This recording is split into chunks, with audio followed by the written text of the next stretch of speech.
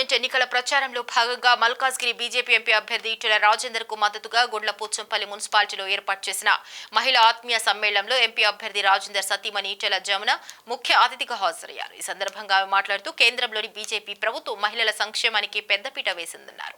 ప్రధానమంత్రి నరేంద్ర మోడీ దేశంలో ప్రవేశపెట్టిన సంక్షేమ పథకాల పట్ల ప్రజల నుండి మంచి స్పందన వస్తుందని, కేంద్రంలో మూడవసారి బీజేపీ ప్రభుత్వం ఏర్పాటు ఖాయమన్నారు. ప్రధాని నరేంద్ర మోడీ నాయకత్వాన్ని బలపరుస్తూ మల్కాజ్గిరి ప్రజలు ఎంపీ అభ్యర్థి ఈటెల రాజేందర్ కు మద్దతుగా కమలం పువ్వు గుర్తుకు ఓటు వేసి గెలిపించాలని ఈటెల జమున కోరారు.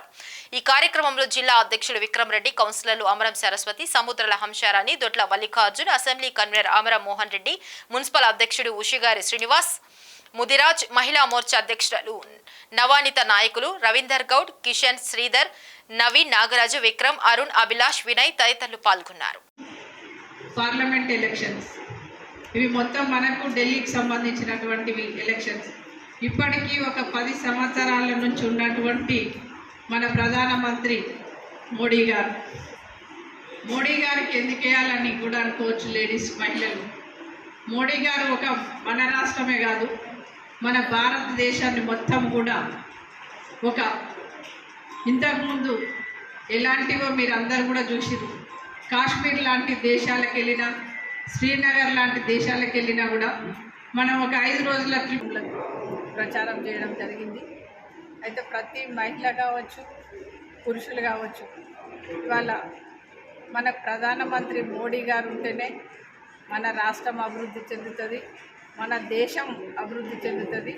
మన దేశాన్ని రక్షించే వ్యక్తి ఎవరనంటే నరేంద్ర మోడీ గారే అంటున్నారు. ఇవాళ ప్రతి ఒక్క మహిళ దగ్గరికి వెళ్ళినా కూడా, కానీ ఈవెన్ కూరగాయల షాప్ బాబా దగ్గరికి వెళ్ళినా కూడా వాళ్ళు ఏమంటున్నారంటే నరేంద్ర మోడీ గారు మాకు అక్షంతలు పంపించారు, అట్లాంటి ప్రధానమంత్రి కావాలి మాకు, మళ్ళీ 18 రకాలు ఉన్నటువంటి స్కీములు కూడా ఇచ్చింది ఇవాళ మాలాంటి వాళ్ళు బ్రతకడం కోసమని. కాబట్టి వాళ్ళకే ఓటేస్తాం మేము. ఇవాళ కమలం ఇందుకే ఓటేసి ఇవాళ 400 ఏదైతే అంటున్నారో మోడీ గారు 400 సీట్స్ ఇచ్చే దాంట్లో బాధ్యతల మేము కూడా ఒకరం ఉంటామమ్మా అని చెప్తున్నారు ఇవాళ. కాబట్టి రేపు పార్లమెంట్ ఎలక్షన్లో బీజేపీ పార్టీ నుంచి 17 స్థానాలలో 10 స్థానాలు అయితే కంపల్సరీ గెలిపించి పంపించే బాధ్యత కూడా తీసుకుంటామంటున్నారు ఇవాళ మహిళలు. ఎందుకంటే మహిళల రక్షణ కంటేనే ఇవాళ నరేంద్ర మోడీ గారు అంటున్నారు. ఆర్థికంగా కావచ్చు, సాంఘికంగా కూడా మోడీ గారు వచ్చినాకనే మహిళలను గౌరవించడం జరుగుతుంది, మహిళలకు ఇంపార్టెన్స్ ఇవ్వడం జరుగుతుంది అనే ఉద్దేశం కూడా ఇవాళ మహిళలందరూ కూడా ఒకటే మాట మాట్లాడుతున్నారు.